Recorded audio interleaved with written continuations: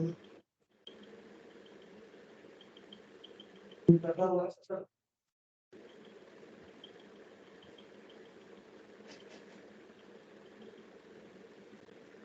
afternoon, everyone. I welcome you all to the Distinguished Fellows Lecture Series, Climate Change, Environment and Sustainability, being organized by TERI School of Advanced Studies, New Delhi, India. I am Anand Madhukar, and I have the honor of serving as the moderator and host for this lecture series and for today's lecture on integrated climate and water action. With a deep interest in climate change and its implications, I am really delighted to be a part of this Distinguished Fellows Lecture Series, where we bring together experts and thought leaders to explore critical issues related to climate change, environment, and its future. TERI School of Advanced Studies is a well-known, renowned key academic institution in the field of climate change and sustainability. It started 25 years ago in 1998 with a vision of accelerating the transition towards a more sustainable world by creating knowledge and preparing human resources. Apart from doctoral programs, the university has various multidisciplinary masters and undergraduate programs, including its flagship program of MSc in Climate Science and Policy. Through this initiative of Distinguished Follows Lecture Series, the Department of Natural and Applied Sciences at TERI School of Advanced Studies aims to provide a platform for intellectual discourse and knowledge exchange. By inviting distinguished experts from various domains, we aim to broaden the understanding of climate change, environment, and sustainability, fostering innovative ideas and inspiring collective action for a better and more sustainable future. Moving ahead in today's lecture, we have the privilege of delving into the captivating topic of integrated climate and water action. This topic holds immense significance in the current context. And for today's lecture, we are honored to have with us a distinguished personality who possesses a wealth of experience and insight in this field. Our esteemed speaker, Dr. Shyamal Kumar Sarkar, is a renowned figure in water and climate domain. A doctorate in economics from the State University of New York, Dr. S.K. Sarkar is presently working as Distinguished Fellow Water Resource Division TERI. He is responsible for carrying forward research agenda, especially in the area of water resource management, urban system infrastructure, sustainable development, and infrastructure sector, including climate change. During 1998 to 2003, Dr. Sarkar worked as Senior Fellow TERI on various projects concerning energy reforms, environmental infrastructure, natural resource management, and regulatory policy issues in India, Vietnam, Philippines, and other South Asian countries. During 2005 to 7, he was with TERI as Director, Division of Regulatory Studies and Governance. Earlier, Dr. Sarkar worked as Secretary to the Government of India in the Ministry of Water Resources. He has also worked in the Department of Personnel and Training and in the Ministry of Finance, Department of Economic Affairs. Prior to this, Dr. Sarkar was with the Environment Regulatory Authority, Government of West Bengal, and was responsible for sustainable development in the state. Dr. Sarkar has also worked as consultant with Asian Development Bank and with the World Bank.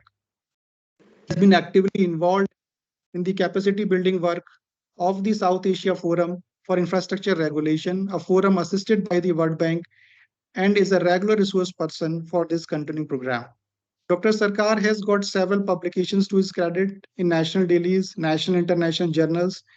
He has authored, edited several books, and presented a number of important papers in several conferences. He has also organized several training programs in India and abroad.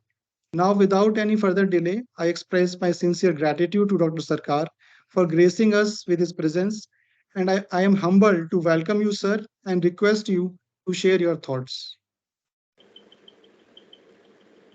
Good afternoon, everybody. And first of all, let me thank Terry Sass for inviting me to share my thoughts today on a subject which is commonly known to almost all of you. The subject is integrated water and climate action is a concept which was deliberated in the last COP27 meeting held in Sharm el-Sheikh in November 2022. In fact, in the COP conference 27, it was urged that the state and the government should take more integrated water and climate action in a different context. Today, we have the existing concepts where water is often seen as a problem. So the conference urged that we have to replace that existing concept and take water as being a part of the solution to achieve the Paris Agreement goals. These are the issues discussed in depth during this conference. In fact, as all of you know, the improved management of water resources have multiple benefits. For example, it reduces water-related disasters. It strengthens climate adaptation and resilience and help reduction of greenhouse gas emission in any country and in the world. All of us know that as the atmosphere passes 1 degree of warming above pre-industrial level, sea level rises, the cryosphere melts, and the effects of climate change are being felt as never before. Consequently, we found flooding, we find heat waves, droughts, storms, and sea level rise worldwide.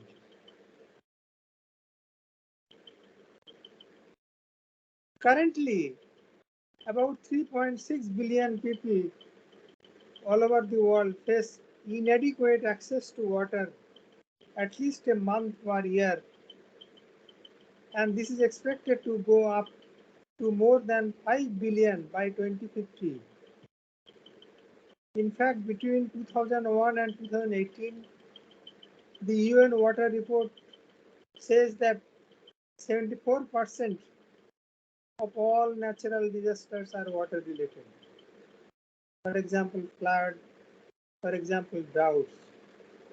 Water related hazards are therefore an important part of the new initiative to achieve early warnings for all in the coming years.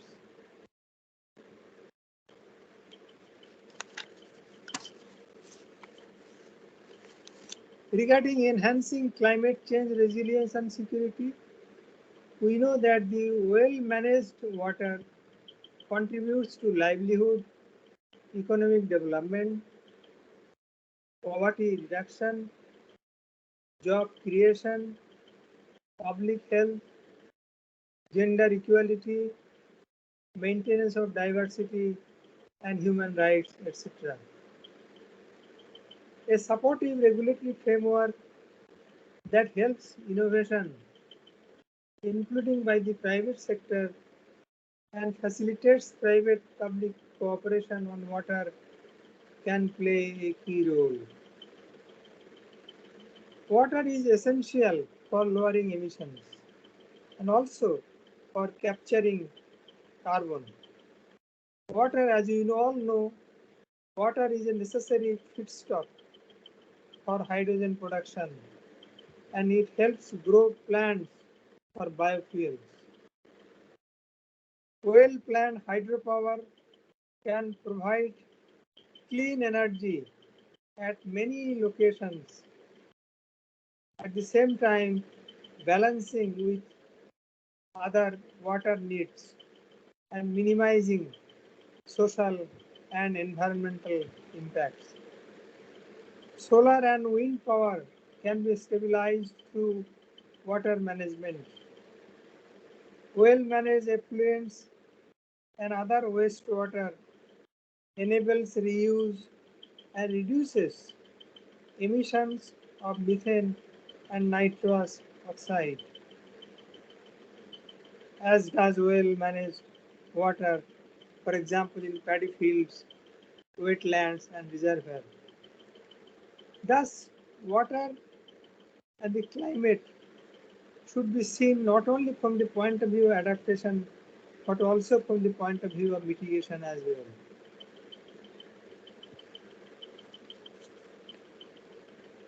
Water service providers should also improve their water and energy efficiency, reduce their reliance on fossil fuels for their water treatment and distribution, and low emission pumping, desalination, and water harvesting infrastructure which can be promoted. In the COP27, they discussed also the warning system, the climate warning system capabilities of various countries. It was discussed that 50% of the countries worldwide have no quality management system for their water related data in place. Only about 40% of countries worldwide have good flood and drought early warning system, which is operational. So there is a big gap between what we see and what we see in the field. Now, take the case of India. In India, if you are familiar with the water sector, then you know that the water resources are essential for economic development in all countries, including India. India's water resources are under immense pressure. There are wide spatial and temporal variations in the distribution of water. For example, country like India receives substantial rainfall only during 4 months of the year. India's per capita water availability has touched the water stress benchmark and is likely to touch the water scarce scenario by 2050. Of the water resources annually generated, the water that can be utilized beneficially in India is about 1,123 billion cubic meters. The rest of water cannot be used due to various limitations. Of the available water resources, 690 billion cubic meters of water resources are from surface water contributions and the remaining are from groundwater contributions. India's storage capacity is substantially lower than the available resources. The live storage capacity of dams in India is about 250 billion cubic meters. The reservoirs are unequally distributed in India. For example, 70% of India's reservoir capacity is limited to Andhra Pradesh, Gujarat, Karnataka, Maharashtra, Madhya Pradesh, and Odisha. On the other hand, Delhi, Haryana, Punjab, and Rajasthan have only 5% of reservoir storage capacity. Therefore, there is high pressure on the utilization of groundwater resources due to inadequate surface capacity. The water demand comes from various sectors in India. Examples are agriculture, industries, and domestic sector. About 80% water are used by the agricultural sector, about 10% by industrial sector, and the remaining by domestic sector. There is a declining trend in the water availability due to high population growth and rapid urbanization. According to NITI Aayog 2019 report, India's water demand will be twice the available supply in agricultural sector by 2030. In agricultural sector, there is low water use efficiency. So is the case in industrial and the domestic sector. India's ambitious program, Make in India program, is to boost manufacturing, which will require huge quantity of water by scheduled time. By 2024, the Har Ghar Jal program is supposed to supply water to individual household in rural areas. These also require huge quantity of water. We all know now that the human-induced climate change and global warming are a reality. The Intergovernmental Panel on Climate Change 2018 report talks about global warming by 1.5 degrees centigrade or 2 degrees centigrade by 2100 AD, depending on the remedial steps taken by various countries. The impact of climate change on hydrological cycle is well known. Across the world, India is the second most flood-prone country. Increased frequency of flooding is a big problem to the people in urban areas especially. This causes significant pressure on drainage systems and sanitation management. There is high frequency of droughts in India due to climate change. About 68% of area in India is prone to droughts. The water availability situation is aggravated due to high erratic extraction of groundwater. There is fluctuation of water availability due to changes of hydrological circuit on account of climate change. Rise of sea level water due to climate change has adverse impact on groundwater, particularly its quality. Water is thus very vital for the survival of humanity and biota. One of the major implications of climate change is the modification of the spatial and temporal variability of monsoon rainfall, including an increase in extreme events.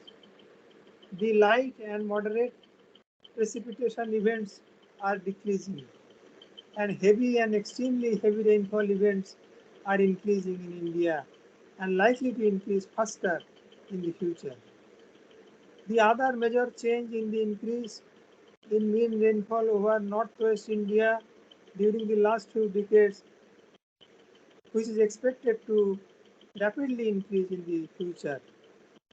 The spatial and temporal changes in the monsoon occurring at monthly, seasonal, annual, and decadal scales have major implications on the water cycle and consequently on all water use sectors such as agriculture,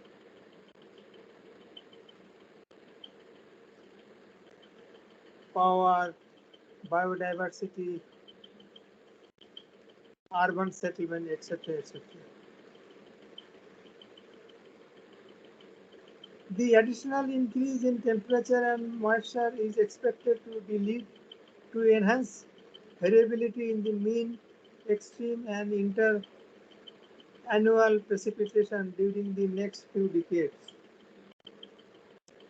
The increased variability, especially in extreme events, is likely to lead to more intense flash floods events, especially in the Indus, Ganga, and Brahmaputra basins. Elevated level of mean monsoon rainfall will lead to an increase in the frequency and intensity of large-scale flooding events as well. The increase in tropical cyclones will also lead to increased flooding in coastal areas. The increased rainfall in the northwest region due to westward shift of monsoon is likely to lead to the greening of the desert and eventually benefit agriculture. The increased flooding in the absence of efficient drainage will affect socio-economic conditions. At the same time, the Indus basin is likely to receive a reduced amount of snowfall, which may affect river flow during the monsoon months. In view of such a scenario, it is necessary to understand and model how changes in the rainfall patterns are going to affect the water cycle, especially the shallow groundwater tables, urban settlement, etc. etc. The changes in shallow groundwater are critical as it supports terrestrial ecosystem and base flows in rivers. The changes in the sea level and terrain conditions will also affect the water cycle. It is imperative that strategies for reduction of risk and improving the potential of hydrological and ecological systems to be self-sustaining, resilient, and adaptable to climate change and their impacts to be developed. The future projections related to changes in monsoon patterns, droughts, sea level rise, ocean warming, cyclones, and Himalayan systems to be translated into policy directions to strengthen the response to climate change.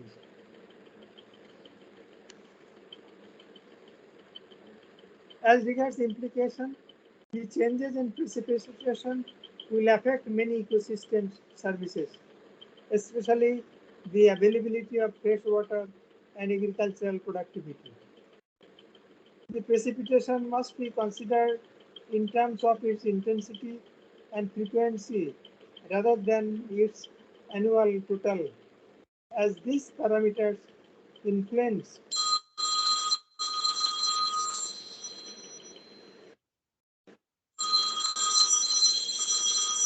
hello.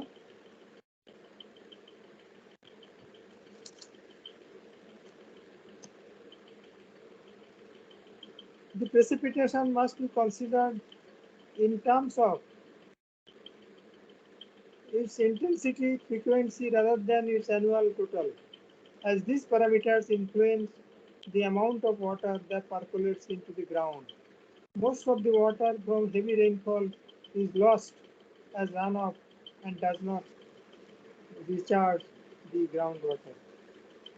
In southwest India, water available from Indus basin produces water for food crops and sustaining human life. The Indus basin depends mainly on snow.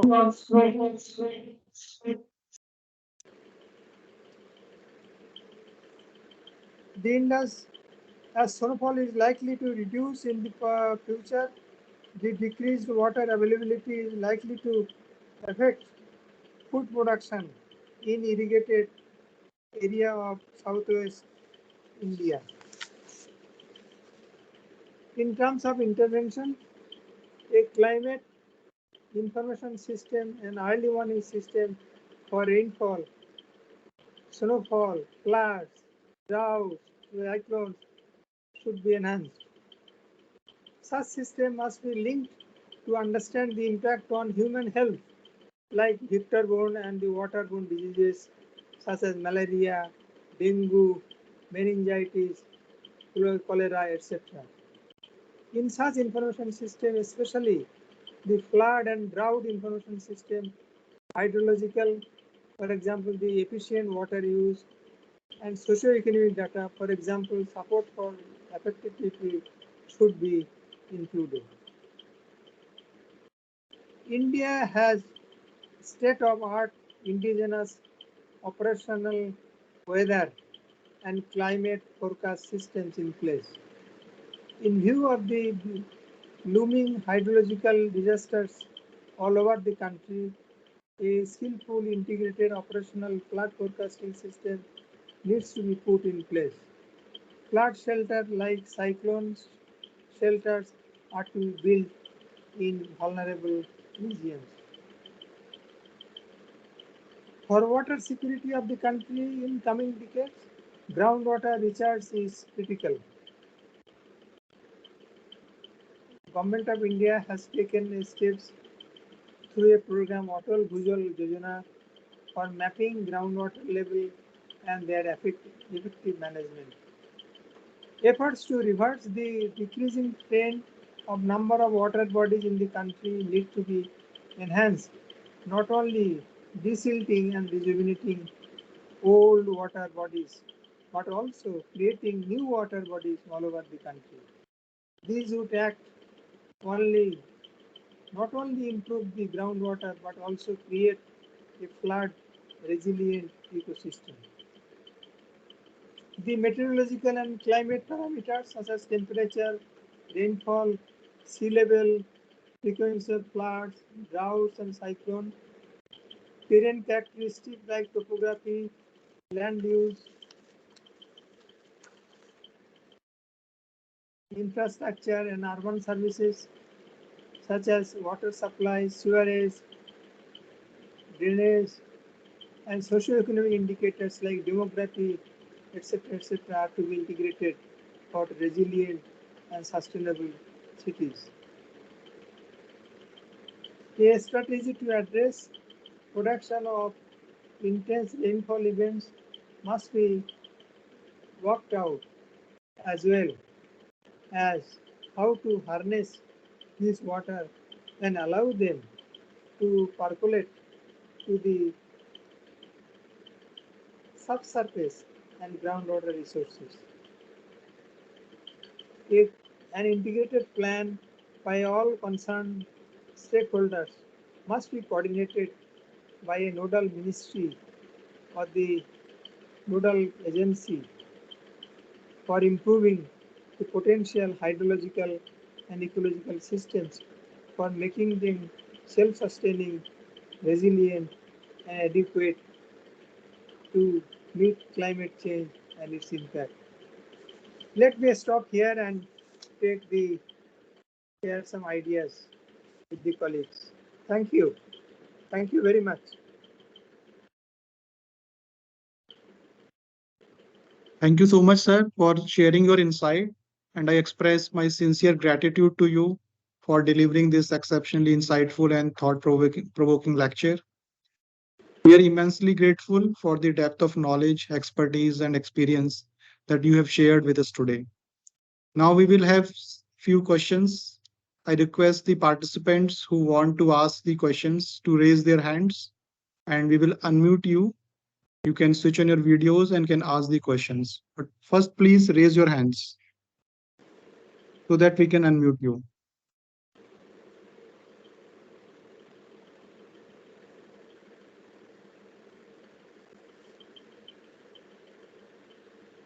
Yes, Dr. Chandrasekhar, you can unmute yourself and ask the question. Hi.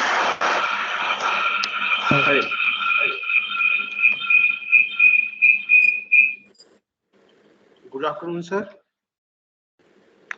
Sir, actually,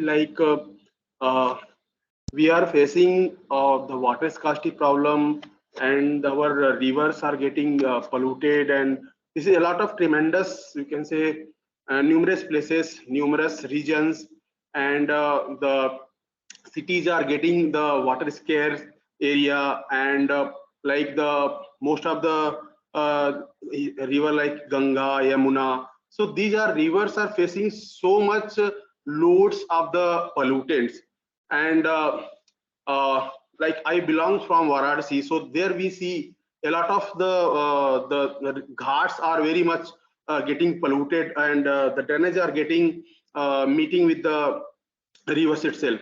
So and we know there are many Ganga action plan and many river conservation plan has been installed. Still, we are not seeing the result. We are not getting so much outcomes from this initiative.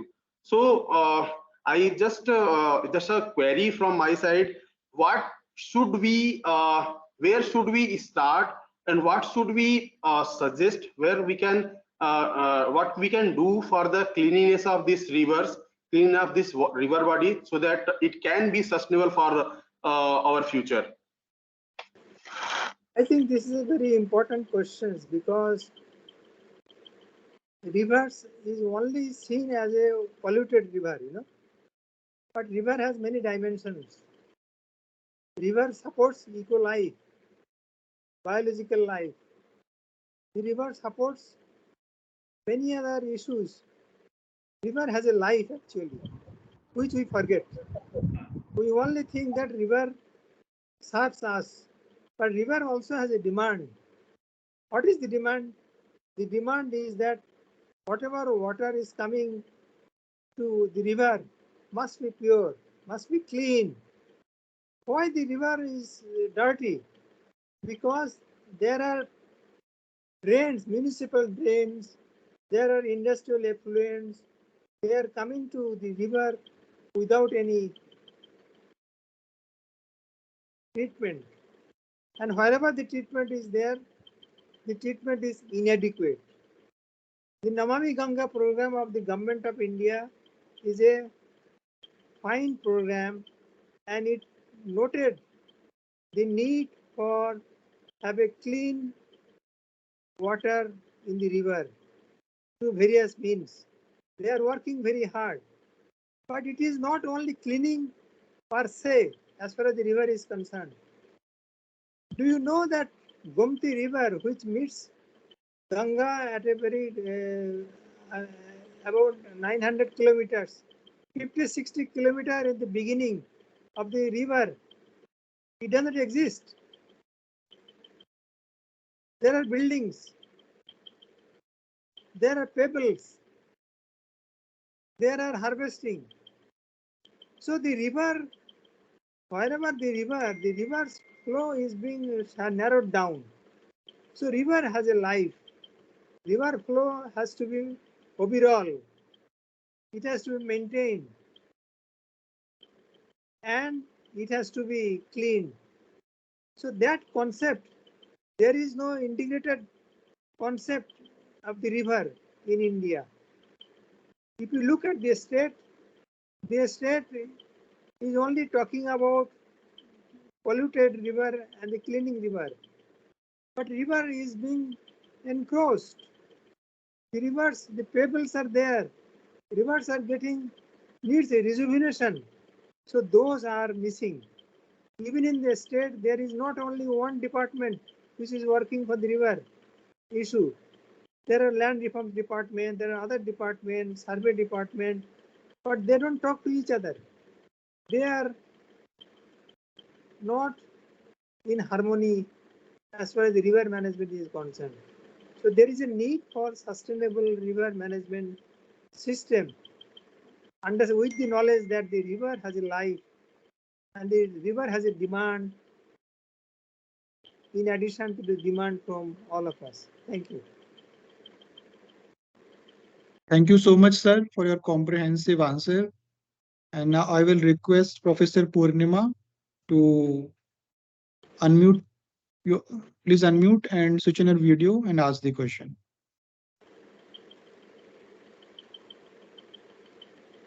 Professor Purnima.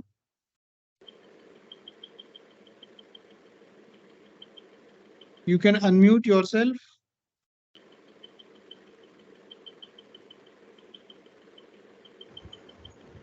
Yeah. I just want to ask one thing. Hello, can you hear me? Yes, we can hear you. So, sir, thank you for the wonderful lecture. I just want to inform you that I am from the Dalwag Educational Institute, deemed to be University, Agra. So we have launched a movement.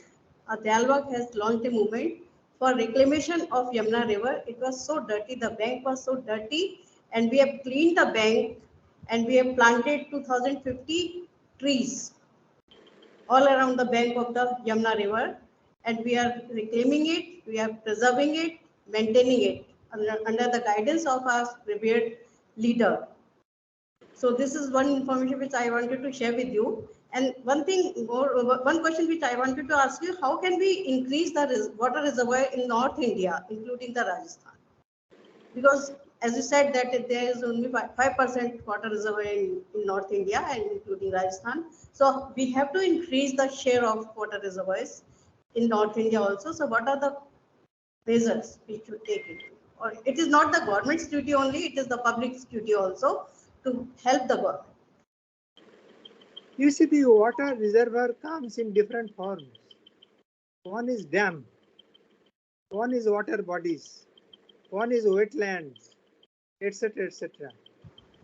Now the dams, the capacity of reservoir in India is 258 billion cubic meters. The dams are slowly getting enhanced because of many reasons. Because there is a lot of resistance to build a dam, because dam overflows, floods, the people, the colony, people get displaced, environment gets affected. So there is a problem. So to increase the reservoir, you have to create fresh water bodies, or the current water bodies which is there, you rejuvenate, you excavate, because all you desilt. So the existing water bodies which are there should be rejuvenated through various mechanisms. Wetland should be enhanced, because wetland also act as a reduction of the greenhouse gas emission. Wetland also act as a storehouse for groundwater level enhancement recharge. So if you do not increase the water bodies, then your groundwater will not get recharged in a different manner. So recharging is very important. Second is your rainwater harvesting. Rain season has come, monsoon is coming. So how to harvest rainwater and ensure that the water harvested goes to the appropriate place, especially the groundwater. So your idea of plantation along the river bed is fantastic, because this is very much needed. Because if you river the plantation and the moisture of the soil are interrelated, and it helps to see that the river water also goes to the groundwater, and the groundwater also interacts with the river water. So it is very much important for all of us that the forest capacity along the river should be there. Thank you. Thank you, sir. Thank you, Professor Purnima. If there are any more questions, I will request the participants to raise their hands.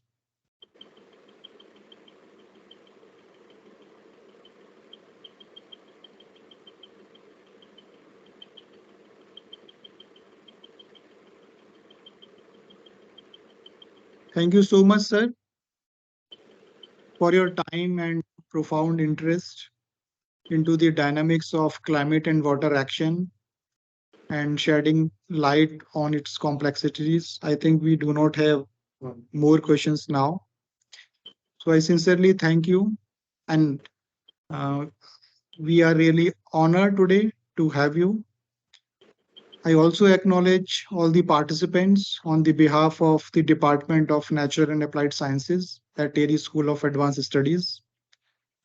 We encourage all the participants to keep visiting the website of TERI School of Advanced Studies to get an update on the programs and activities of TERI CES.